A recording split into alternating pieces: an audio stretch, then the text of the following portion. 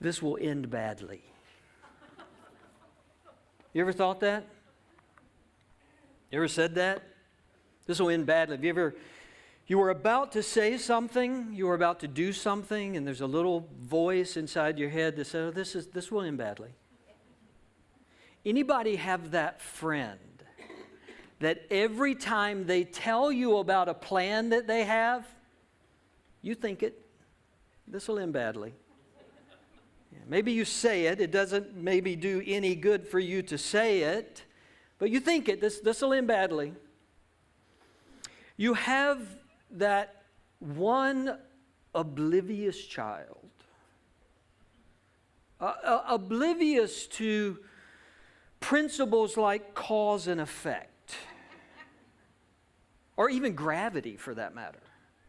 Right? Just, they don't know what danger is. Probably your second child, right? Yeah.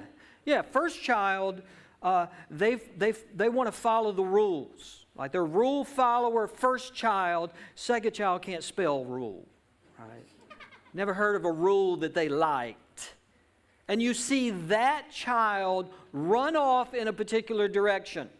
Jump off of something, pick up something they should not pick up, and in the back of your mind you think this will end badly. And it almost always does with that one. Or maybe it's the adult child. The adult child that is determined to show you that they are a grown-up and they can make their own decisions and determine their own direction. And after all, what could you possibly know about the decision that they're making? You're old. You don't know anything. And so they tell you about this plan that they are determined to implement in their life. And you think this will end badly. And they're not going to listen. It's like when you're about to fall. You know that feeling of you've started to fall and you can already feel the impact. It hasn't happened yet.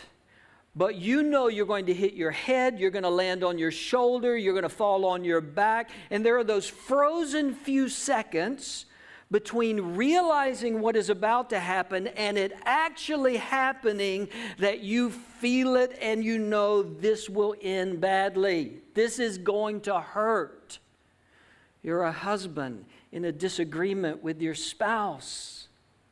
And as the words are coming out of your mouth, you know this will end badly. She's going to kill me. Had a good run. It's over. Sometimes you just know. You just have a feeling. You just have an instinct. It hasn't happened yet, but you can see it coming. You know that disaster is right around the corner. And sometimes the bad ending comes quickly, like you know it's coming and you see it. Sometimes there's the feeling like there's nothing you could do, like that child. You see them running and it's happening too quickly for you to react and for you to stop. You're falling and you know the damage is already done. There's nothing I can do. It's going to happen. Sometimes it happens very quickly without time to react. And sometimes it happens over days or weeks or years, like a repetitive cycle. Decision making, a particular direction that they keep going. And sometimes it takes a long time to catch up with us. But it happens. It ends badly. There is also the perspective of time when it comes to bad endings. It's one thing to be in the moment anticipating the bad ending, to be in the moment and see it coming. Because when you're in the moment, there's always the thought that it may not end badly. It may not be a disaster. We call that hope, right? Or wish, one of the two. I'm wishing this thing that looks like a disaster isn't a disaster, and instead it turns out to be a good thing. When you're in the moment, there is that potential that it won't end badly. You're still hoping, you're still wishing. When we look back on our own lives sometimes, Even when we look back in history, there's no hope, there's no wish. It's already happened, and it ended badly. Now, here's an inescapable truth, an inescapable challenge about looking back and seeing something come to an end. The end colors the rest of the story. The end colors the rest of the story. If you've ever watched a movie or read a book where you already heard the ending, somebody already told you the ending, you watch the whole movie, you read the whole book with the ending in mind because you know where it's going. It's going to end up here. Even if you don't know the specifics of the ending, if somebody says to you, oh, that movie has a terrible ending. Oh, that book ends so tragically. Like, even if you don't know the specific details, you watch it, you read it, knowing that you're heading toward a bad ending, a tragic ending, whatever. True confession, I have stopped reading books that I was significantly invested in because somebody said, you're going to hate the ending. Like, thank you. I don't even want to hear it now. The end has a way of coloring our perspective, of coloring the way we see everything that came before, not just movies and books, people as well. It is possible to have an otherwise notable life, good life, even godly life, overshadowed by something that happens towards the end of our lives. Overshadowed, maybe not even by something that happens at the end of our lives, but something that gets revealed at the end of our life. Maybe it had been going on all along and nobody knew it and nobody saw it, but towards the end of our life, or maybe even after we're gone, it all comes to light, and that thing colors everything else we think about that person. I put the series on the calendar back in December. I was trying to plan out the first 6 months of the year, put this series on the calendar, kind of vaguely knew where I wanted to go with this series. I had no way of knowing that we would begin this series the same week that yet another notable Christian leader was discovered to have had catastrophic moral failure. And that colors the way we see other aspects of that person's life. It's why people sometimes use the phrase, we need to finish strong. We want to finish strong.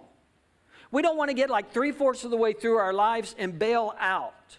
We want to have a faith that remains strong from the beginning all the way to the end, right up to our last moment. We want to be faithful. We want to trust God. We want to obey God. We want to finish strong because we know that the finish, the end, colors the way we read back into everything else that happened. At the same time, if it were only that easy, right? At the same time, the end isn't the only part of the story. Even though, humanly speaking, we have this tendency to evaluate everything based on one thing, everything based on the ending, the end isn't the only part of the story.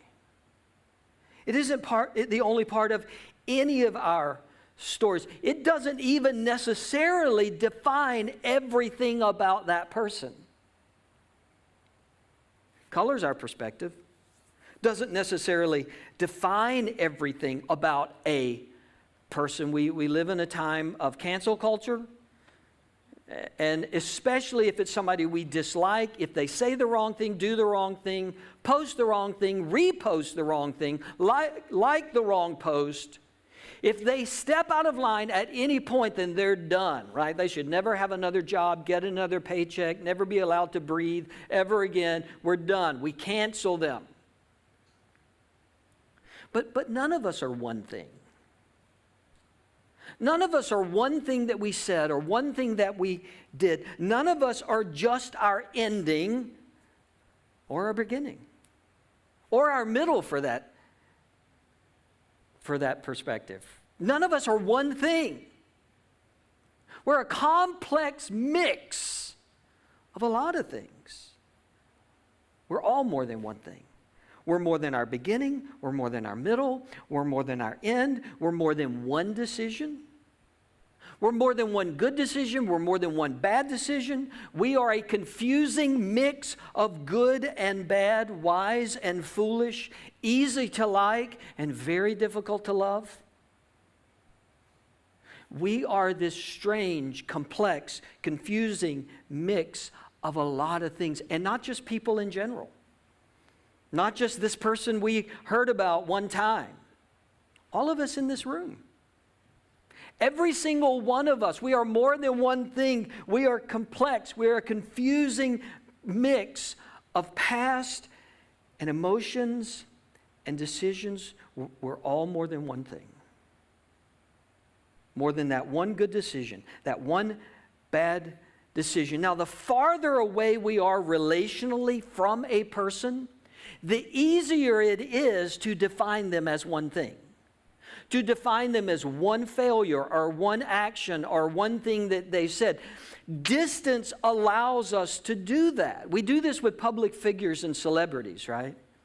If it is a celebrity that we tend to like, we define them by good things that they do. If it's a public figure or celebrity that we've decided we don't like, then everything they do is bad and everything they do is wrong. It's nice and neat, bad and good. Reality is none of us are just bad or not just good. And that can be challenging.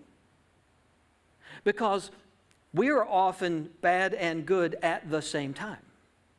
It's not like we're switching back and forth. It's not like we're compartmentalizing. There are wonderful things and difficult things for all of us. Here's the truth we have to confront. We are neither ideal saints nor irredeemable sinners.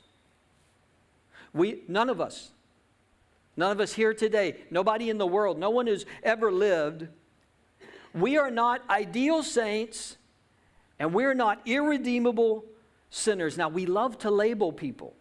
We love to put people in categories. It helps us know how to respond to people. We like to say, you are this, you are that. That way I can be for you or against you. You can be my friend or you can be my enemy. It helps me explain you. It helps me understand you, even though it probably means I'm misunderstanding you. We like very clear labels. But people just aren't clear. They don't fit neatly into categories. We are not just our bad, and we are not just our good. The reality is, you and I, we are our best selves and our worst selves all at the same time. You have been present for every good decision you've ever made. Yay, you. Way to go. Making them good decisions. You have been present for every good decision you have ever made. You have been present for every bad decision you've ever made. You have. And sometimes you made one right after the other. You made a really good decision, followed that up with a really lousy decision. We're not one thing. Where are we going with this? If you're asking that question, I don't blame you. The truth is, I'm sometimes up here talking, and in the back of my mind, I'm thinking, where are we going with this? I actually know where we're going with this today. We're starting a series today called The Rise and Fall of Kings and Kingdoms. It's going to be a 5-week series. We're going to study a particular person, a character in the Bible for those 5 weeks. And for me, this is just an opinion. This is not biblical. This is just my opinion. For me, this person is the most frustrating character in all of the Bible to read their story. The most frustrating. When it comes to the amount of potential they had, when it comes to the amount of good that they did and the amount of harm that they caused. Not one or the other, both and. It is frustrating to read this story because of how gifted this person was, how skilled this person was, knowing that it ends so badly. And I wasn't lying. This is going to end badly when we get to the end of these 5 weeks. I so want this person to be one or the other. I want him to be the perfect person, the perfect leader, the perfect king who did great things that we can all try to emulate, that we can try to pattern our lives after. Or I want him to be the irredeemable, awful person that we could just all hate. And I could stand up here for 5 weeks and say, don't be like this person. I want him to be one or the other. He is very frustrating. I tend to want people to be perfect. It's a flaw. I want them to make the perfect decisions, make the perfect choices, choose the perfect actions, all defined, by the way, by what I think is the perfect choice and the perfect action. Maybe you're not like me. I want people to be perfect. I want them to do the right thing. Or I want them to be just totally terrible and irredeemable. So we can point at them and say, don't be like that. Be like this perfect person. Don't be like that. But we've already established none of us are like that. He is so frustrating. And not only is this person frustrating, he's frightening to me.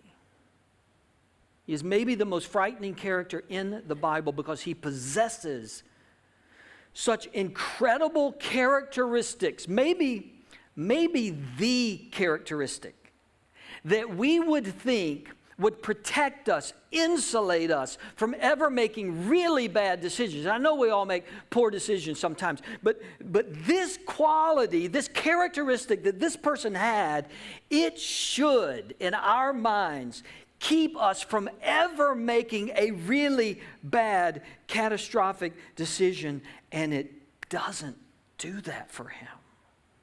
It doesn't. So as we come to this study, we're not going to ignore his flaws. We're not. They're there. They're big.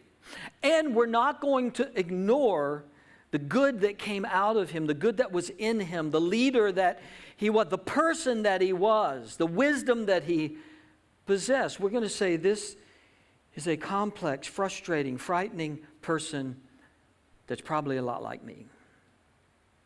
Big reveal, if you haven't figured it out.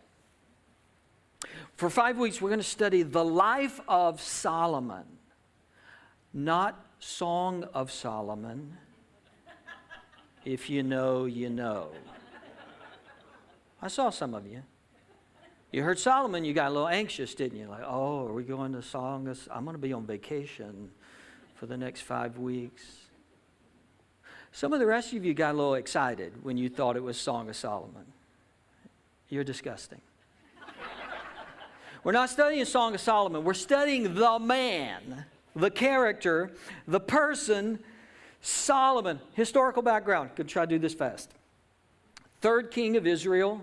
Saul's number 1. David's number 2. Solomon is the third king of Israel. Incredible king. Israel expanded its borders under him, larger than its territory had ever been, became wealthier than it had ever been. Trade and commerce, for the most part, was flowing through Israel and Jerusalem. He was in control of wealth and commerce and trade and everything that's happening in that part of the world. He had alliances, was at peace with the surrounding countries. Incredible leadership on his part, but that's not where we'll start. We're going to start with the generation before Solomon, get a running start into Solomon. Let me orient you to this part of the Bible, because sometimes we're not sure how we're reading the Bible and how it's laid out. In this section, this story takes place over 1 Samuel, 2 Samuel, 1 Kings, 2 Kings, 1 Chronicles, 2 Chronicles. But important to understand, the Bible is not always laid out chronologically. So it's not like we begin in 1 Samuel and we end in 2 Chronicles. If we overlay these books, then you will see that starting with the last chapter, there we go, last chapter of 1 Samuel, 2 Samuel, 1 Kings, 2 Kings, this is the same time period as 1 and 2 Chronicles. So we get a retelling of many of the stories, many of the same characters in 1st and 2nd Chronicles that we got over here. So we'll bounce back and forth between this side and this side. Both of these begin roughly with the death of Saul, the first king, the rise of King David, and both of them end with the fall of Babylon. The fall of Babylon. The fall of Jerusalem as they're overtaken by Babylon. So that's kind of the overlay, and that's why we'll be in and out of these books. In 2 Samuel, before Solomon's ever born, we discover that his parents are David and Bathsheba. Yes, that David and Bathsheba. If you don't know the story, really quickly. David's king. Everything's at peace. Everything's going great. He's very proud of himself, very happy with where he is. Feels like, he's owed some things. Needs a little bit of me time. Looks out his window, sees a beautiful woman, sends his guards, forces her to the palace, has sex with her, sends her home. She's pregnant. He arranges for her husband to be killed, thinks he got away with it. Nathan the prophet shows up and says, no, God knows what you did. And as a part of your sinfulness, your rejection of God, this child that Bathsheba is carrying is not going to live. And sure enough, the seventh day of that child's life, he passed away. So before Solomon ever comes on the scene, the whole thing's a mess. Right? The whole thing's in chaos. His parents are in chaos, in a mess. Things are undone, and maybe you've had times in your life like that. Maybe you've looked at your life and thought, like, I came from a mess. I came out of chaos. Like who my family was, the family that I'm in, the family I was in, the family, the parents that burdened. Mess, chaos. Maybe it's not family. Maybe it's just your current circumstances, stress, chaos, mess, everything up in the air. This is what ushers in Solomon. Not like some great, wonderful moment. It's nothing but stress and mess and chaos and frustration and what is happening. And Solomon appears on the scene, 2 Samuel chapter 12, verses 24 and 25. Then David comforted his wife Bathsheba, and he went to her and made love to her. That's as much of Song of Solomon as you're going to get right there. She gave birth to a son, and they named him Solomon. The Lord loved him, and because the Lord loved him, he sent word through Nathan the prophet to name him Jedediah. Jedediah means loved by God.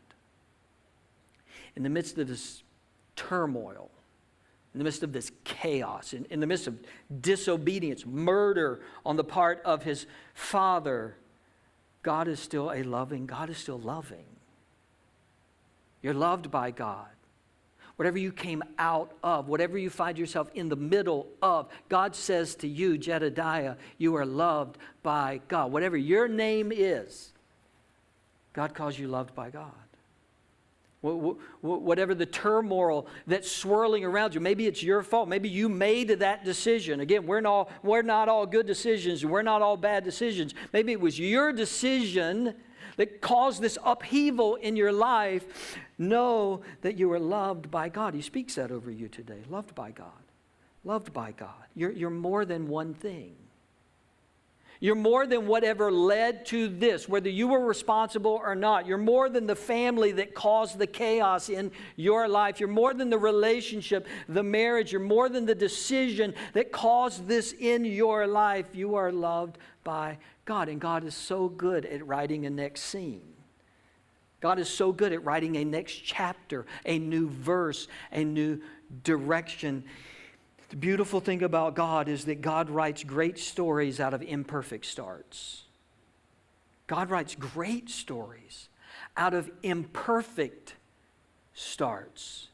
And you may look at your life and see a lot of imperfection and see a lot of chaos and a lot of things that aren't right. I'm telling you, we read Solomon's story and God says, I can write a new story out of that. I can have a new beginning in that. For example, the struggle you're having now, it doesn't have to define what happens next. Yes, this happened in Solomon's parents' life. Yes, this is the family he came into. This is the chaos in the palace, and there will be lots of chaos in the palace after that before Solomon becomes king. This is everything that's going on. That doesn't have to determine what happens Next, you're not the chaos that happened to you. You're not the turmoil that happened to you. You're not even the bad decision that you made.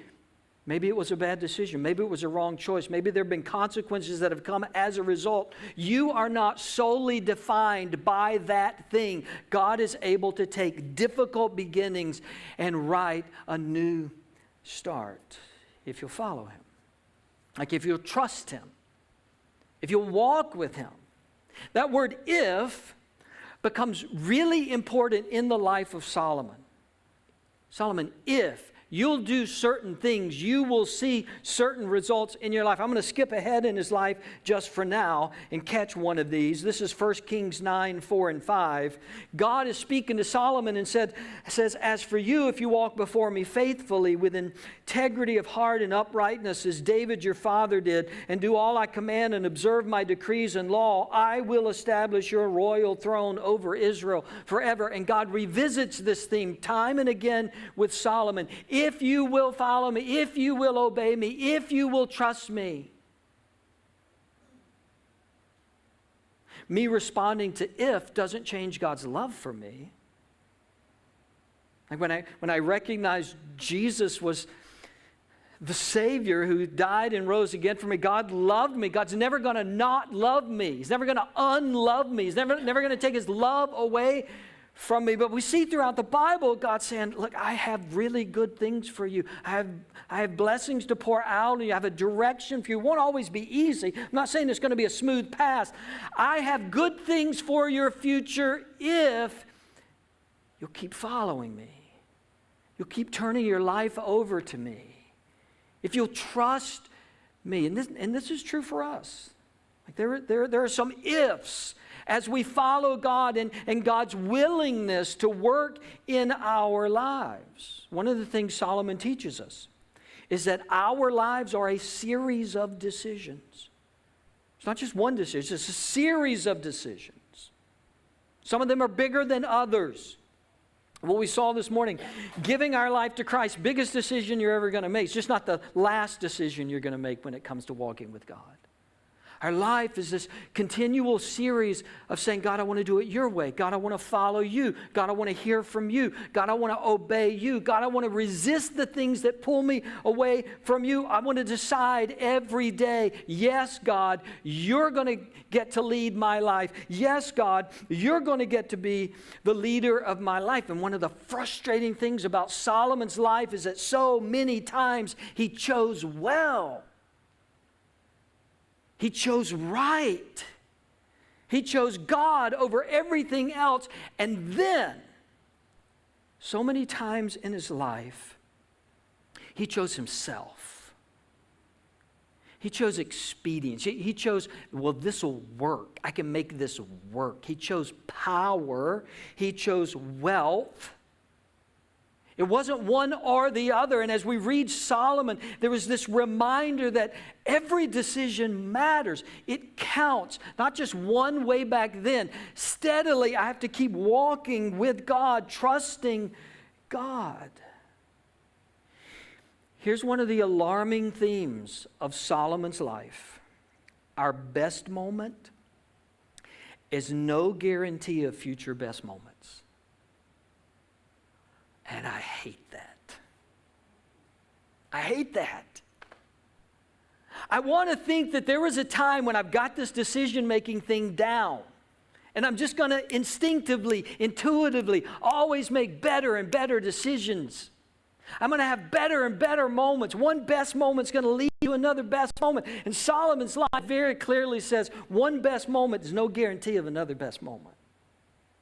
If your heart's not yielded to the Lord, if there isn't a humility about your walk with the Lord and your trust in the Lord, our best moment is no guarantee of a future best moment. That's not taking anything away from that best moment, but it doesn't matter how best it was. It doesn't matter how wide the influence of that decision, that moment in your life is no guarantee if you don't continually yield to the leadership of the Lord that those best moments are going to continue. Those best decisions are going to to continue, but I don't want to leave you with that. Because the gospel tells us something on the opposite end. The story of the Bible, the story of the gospel tells us our worst moment is no guarantee of future worse moments. Our worst moment. We shouldn't look back on a past failure and think, well, I'm always going to be a failure. Well, that is going to keep God from ever doing anything with my life. Well, I did this thing way back then, now I can never. No, your worst moment, it was just that. It was a moment. It was a moment that God's grace is sufficient for. And as we turn our hearts to Him, He starts a new story in us. He starts a new chapter in us. We're not just one thing. As we start this series, I want us to bring all of ourselves before God. All of both our good parts and our not so good parts. It's church, and we present our best selves at church. But as we start this series, just be honest with yourself, all of yourself, the complexity of yourself. That there's some really good and there's some big struggles that I have. There's some things that still need to be worked in light of this character. God, I want to bring my whole self to you. The parts I'm proud of and the parts I'm not proud of, to let you take them. The parts that I tell people about and the parts I don't tell people about. I want to bring all of that to you so that you can take all of me and do what you want. Because here's what I'm pretty sure about all of us. I'm pretty sure none of us are at the end yet. We have an AED in the hallway, should that happen. But I'm just looking at you. I think we could all fog a mirror today. The end of your story has not happened. Somebody's microphone is coming through the house. Or maybe that's God.